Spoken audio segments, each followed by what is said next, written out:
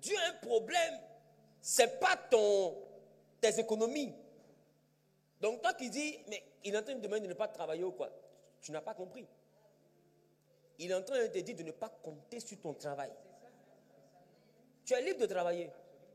Mais ne te dis pas que ma réussite sera égale au travail que je fais.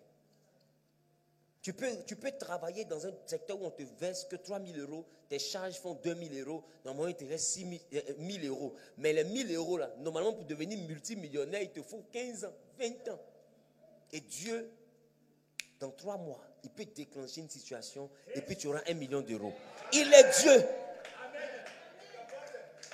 Il est Dieu pour le faire.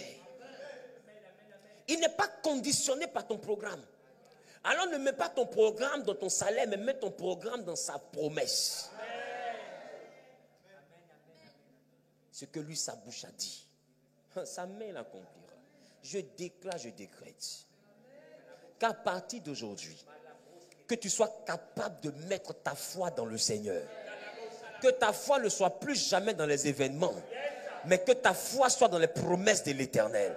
Que ta foi ne soit plus jamais dans les réalités, mais que ta foi se trouve dans la parole de l'Éternel. Que ce que l'Éternel est capable de faire, que ce sont ces choses-là que tu te mettras à croire. Qui a dit Amen, je reçois est propriétaire. Et puisque Dieu peut tout, alors quand tu mets ta foi en Dieu, tout peut t'arriver. Dis avec moi, quand Dieu peut tout. Si je crois en lui, tout peut m'arriver. Tout peut t'arriver. Si tu crois en lui, tout, j'ai dit tout. C'est-à-dire, les choses les plus dingues, les plus folles peuvent t'arriver. C'est quand tu mets ta confiance en Dieu que tu étais esclave, on t'appelait Esther, et puis après tu deviens reine. Quand tu mets ta confiance en lui, on dit tu es vieille Élisabeth, et puis tu es enfante. Quand tu mets ta confiance en lui, on dit il n'y a plus d'espoir pour toi, on te jette, tu deviens le chef de la famille, on t'appelle Jephthé. Quand on te dit il n'y a plus d'espoir, c'est là réellement qu'on t'appelle Isaac, parce que tu es l'enfant de la promesse. Quand il n'y a plus d'espoir pour toi, c'est là qu'on te vend, tu deviens gouverneur, tu t'appelles Joseph. Quand il n'y a plus d'espoir, il est capable de faire, parce qu'avec Dieu, tout peut arriver. Tout peut arriver. Tout. Et à n'importe quel moment. Il peut déclencher quelque chose pour toi après ce programme. Et puis bim, ça a commencé. J'ai dit tout peut arriver. Ne mets pas ça dans 2 ans, dans 3 ans. Tu penses que Dieu a le temps? Il n'a pas le temps. Il n'a pas le temps. Il n'a pas le temps. Non, lui veut finir ton problème et puis passe à autre chose. Il n'a pas le temps. Maintenant, quand lui, il arrive, il dit, ma fille, crois. Tu dis, non, mon travail, là, j'ai économisé un peu, un jour, ça va aller. Mais c'est qui Jésus venu aider, là? Lui-même, il est étonné. Tu mets ta foi en ton travail, c'est dans 5 ans. Dans 20 ans, peut-être, tu as réussi. Parce que ton travail planifie la réussite dans 5 ans. Ton crédit bancaire dit que c'est dans tel nombre d'années, tu auras ta maison. Et ça a porté ton nom. Mais quand tu crois en Dieu qui peut tout, tout peut arriver. Et c'est pourquoi beaucoup ne prospèrent pas, parce qu'ils placent leur confiance dans leur travail. Et tu vois les chrétiens prier, jeûner. Parce que je dis que tant qu'il ne travaille pas, sa vie ne va pas décoller. Il pleure, il est malheureux parce qu'il ne travaille pas. Parce qu'on refuse son dossier. Mais est-ce que tu sais que le leader n'est pas celui qui suit un chemin, c'est celui qui crée un chemin. Il y a des moments où on te refuse dans les entreprises. Parce que tu ne dois pas être un employé. Tu es né pour être un employeur. Donc on ne te recevra pas parce que tu n'as pas l'âme de quelqu'un qu'on doit recevoir là-bas.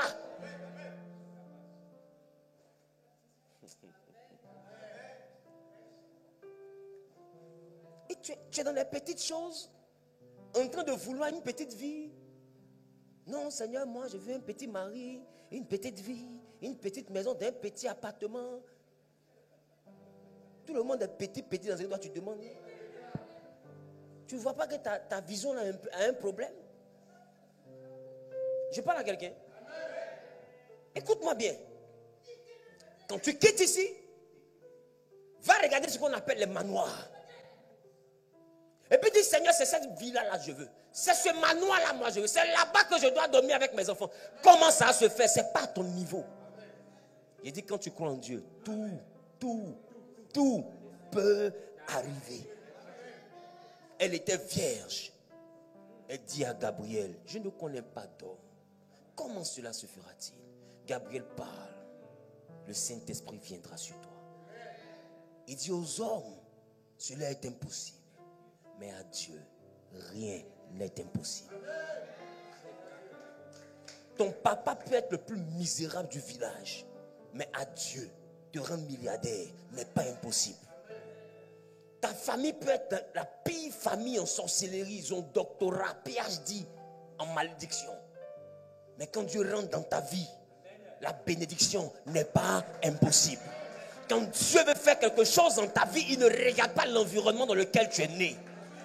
Je dis, il n'est pas un homme. Il n'est pas un homme. Il n'est pas un homme. C'est les hommes qui sont limités par le problème de ta maison. C'est les hommes qui sont limités par mon travail. C'est les hommes qui sont limités par le diplôme. Lui n'est pas un homme. Dis-moi dans quelle école Joseph a été? Joseph a été dans quelle école? Quand tu crois en Dieu, ceux qui sont allés à l'école viennent travailler dans ta société pendant que tu n'as pas leur diplôme. Joseph a été dans quelle école? Il était assis dans la maison de son père. C'est ses frères qui travaillaient. Lui, il ne travaillait pas. Il allait voir ce qu'il faisait pour aller raconter à papa. C'est dans son appel, on l'a vendu. Il a fréquenté où? Mais Dieu l'a rendu gouverneur de la première puissance mondiale. Ce qui est impossible à un homme est possible à Dieu parce que Dieu n'est pas un homme. Il n'est pas un homme. Si t'ont retiré les trompes que lui dit, tu vas enfanter. N'écoute pas le médecin. Le médecin est un homme. Mais celui qui te dit tu vas enfanter là, il n'est pas un homme. Non. Donc si lui te dit quelque chose, il ne faut pas aller demander aux hommes si c'est vrai. Les hommes ne vont pas comprendre. Parce qu'il n'y a que Dieu qui comprend le langage de Dieu. Et c'est parce que c'est Dieu qui comprend le langage de Dieu qu'il a mis en toi le Saint-Esprit. Parce que la dimension du Saint-Esprit, c'est Dieu en toi qui va entendre ce que Dieu va te dire. Et le Saint-Esprit va t'envoyer à comprendre ce que Dieu te dit. Parce que sans le Saint-Esprit, tu ne peux pas comprendre. Tu ne peux pas comprendre ses promesses. La Bible, ses promesses sont oui et amen. Si lui te dit, je vais faire quelque chose pour toi, il faut dire oui. Quand il finit, il dit, tu as compris, tu dis amen. C'est tout ce que lui t'a demandé. Le reste là, ce que lui, sa bouche a dit. Ce que lui, sa bouche a dit, c'est sa main qui l'accomplit. Ce n'est pas la main de ton frère. Ce n'est pas la main de ta soeur. Ce n'est pas la main de tes amis. Ce n'est pas la main de tes oncles. Ce n'est pas la main de tes relations. Ce que lui, sa bouche a dit, c'est lui-même sa main qui l'accomplit. Afin que nul ne se glorifie devant lui.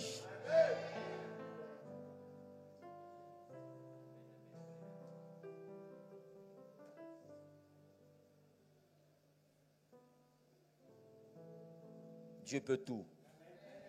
Quand tu crois en lui,